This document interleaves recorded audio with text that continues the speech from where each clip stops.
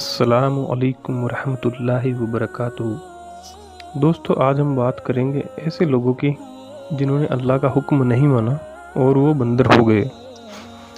روایت ہے کہ حضرت داؤد علیہ السلام کی قوم کے 70,000 آدمی عقبہ کے پاس سمندر کے کنارے ایلا نامی گاؤں میں رہتے تھے، اور یہ لوگ بڑی فراخی اور خوشحالی کی زندگی بسر کرتے تھے۔ اللہ تعالیٰ نے ان لوگوں کا اس طرح امتحان لیا کہ سنیچر کے دن مچھلی کا شکار ان لوگوں پر حرام فرما دیا اور ہفتے کے باقی دنوں میں شکار حلال فرما دیا، مگر اس طرح ان لوگوں کو آزمائش میں مبتلا فرما دیا کہ سنیچر کے دن بے شمار مچھلی آتی تھی اور دوسرے دنوں میں نہیں آتی تھی۔ تو شیطان نے ان لوگوں کو یہ ہلا بنا دیا کہ سمندر سے کچھ نالیاں نکال کر خشکی میں چند حوض بنا لو، اور جب سنیچر کے دن ان نالیوں کے ذریعے مچھلیاں حوض میں آ جائے تو نالیوں کا منہ بند کر دو، اور اس دن شکار نہ کرو بلکہ دوسرے دن آسانی کے ساتھ ان مچھلیوں کو پکڑ لو۔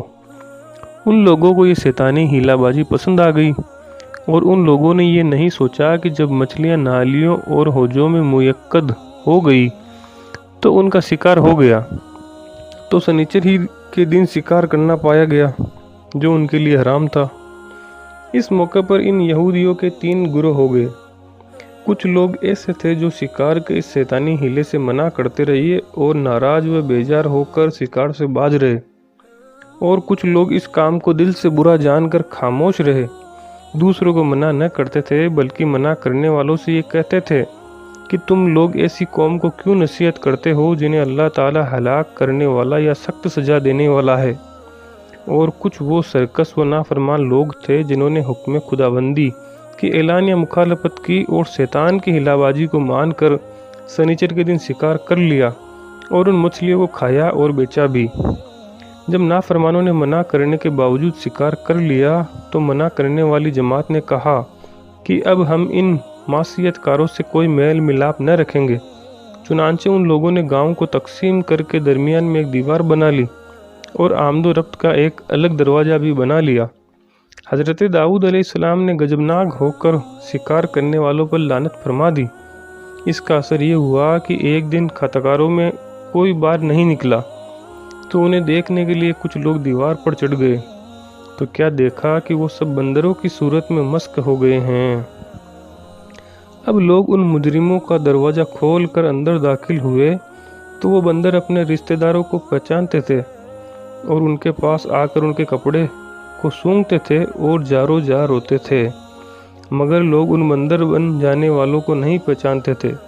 ان بندر بن جانے والوں کی تعداد 12,000 تھی۔ یہ سب 3 دن تک زندہ رہے اور اس درمیان میں کچھ بھی کھا پی نہ سکے، بلکہ یوں ہی بھوکے پیاسے سب کے سب ہلاک ہو گئے۔